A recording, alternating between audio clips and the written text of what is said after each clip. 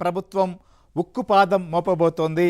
So task force ఏర్పాటు చేయాలని చెప్పి ఆంధ్రప్రదేశ్ క్యాబినెట్ ఇవాళ కొత్త నిర్ణయం తీసుకుంది.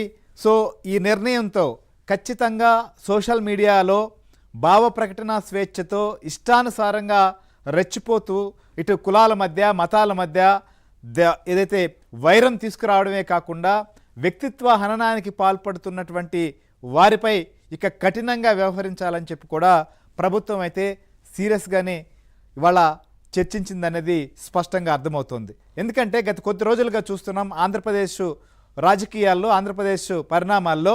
సో ముఖ్యంగా జోసెఫ్ రావణ్ అరెస్టు తర్వాత లేదా జోసెఫ్ రావణ్ సంబంధించినటువంటి వ్యాఖ్యలు బయటకు వచ్చిన తర్వాత జరుగుతున్నటువంటి చర్చ మొత్తం కూడా అసలు ఆంధ్రప్రదేశ్ రాజకీయాలను అక్కడ పరిస్థితులను మొత్తాన్ని కుదిపేయడమే కాదు, అసలు ఈ రకంగా మతాల మధ్య చిచ్చు తీసుకొచ్చేటువంటి ప్రయత్నం ఏదైతే జరిగిందో దీనిపైన కూడా చాలా సీరియస్గా వ్యవహరించాలని చెప్పి నిర్ణయం తీసుకున్నారు. ఇప్పటికే మనం చూసాం జోసెఫ్ రావణ్ పైన ఉపా చట్టం కింద కేసు నమోదు చేశారు.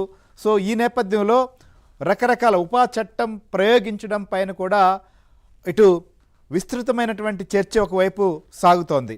ఇవాళ అమరావతిలోనే మనం చూస్తే విజయవాడ కేంద్రంగా ఒక రౌండ్ టేబుల్ సమావేశం జరిగింది. సో ఇంకోవైపు క్యాబినెట్లో కూడా ఇదే అంశం పైన చర్చ జరిగింది. సో ఏం చేయాలి, ముఖ్యంగా సోషల్ మీడియాను వాడుకుంటూ సో ఖచ్చితంగా వారికి సంబంధించినటువంటి అంశాన్నో లేకపోతే వారు అభిమానించేటువంటి వారికి సంబంధించినటువంటి ప్రమోషన్నో లేకపోతే పార్టీకి సంబంధించిన దాన్నో చేసుకోవచ్చు. ఎవరైనా ఎవరికైనా నీ ప్రమోట్ చేసుకున్నా వారి గురించి ఎంత మంచి చెప్పుకున్నా ఎంత గొప్పలు చెప్పుకున్నా ఇబ్బంది ఏం లేదు. కానీ దీన్ని ఏదైతే ప్రత్యర్థులకు సంబంధించిన వారిపైన వాడుకోవడం లేదా వారిని ఇబ్బంది కలిగించే విధంగా వ్యవహరిస్తున్నటువంటి తీరు అనేది నిజంగా కూడా ఆంధ్రప్రదేశ్లో తీవ్ర వైషమ్యాలకు దారితీస్తోంది. రాజకీయంగా చూసిన పరిస్థితులు ఉద్రిక్తంగా మారడానికి ప్రధానంగా ఇటీవల కారణంలో సోషల్ మీడియా వేదికగా ఇటు వాట్సాప్లో కావచ్చు లేకపోతే ఫేస్బుక్, ఇన్స్టా లేదా యూట్యూబ్ వీటిలో కేంద్రంగా సాగుతున్నటువంటి ప్రచారం అనేది చాలా పెద్ద ఎత్తున మొదలైంది. ముఖ్యంగా పార్టీ సంబంధించినటువంటి స్పాన్సర్డ్ చేస్తున్నటువంటి వ్యవహారంలో అయితే ఇది శృతిమించుతున్నటువంటి పరిస్థితి స్పష్టంగా కనిపిస్తోంది. ఈ నేపథ్యంలోనే ఒక జోసెఫ్ రావణ్ మాత్రమే తో పాటు ఇంకా అసలు జరుగుతున్నటువంటి ఓవరాల్ పరిణామాలు పరిస్థితులన్నింటినీ పర్యవేక్షించాలి అంటే ఖచ్చితంగా దీనికి ఒక వ్యవస్థ ఉండాలి అనేటువంటి నిర్ణయానికి వచ్చారు. అందుకే కూడా టాస్క్ ఫోర్స్ని ఏర్పాటు చేస్తున్నటువంటి పరిస్థితి.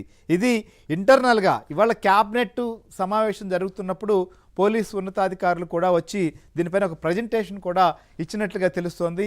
సో అసలు ఏం ప్రజెంటేషన్ ఇచ్చారు, క్యాబినెట్లో దీనిపైన జరిగినటువంటి చర్చ ఏంది, దీని ద్వారా తీసుకున్నటువంటి నిర్ణయం ఏంటి, దీని పర్యవసానం ఎలా ఉండబోతోంది అనేటువంటిది కూడా మా కొలీగ్ సత్య మనతో పాటు క్యాబినెట్ సంబంధించి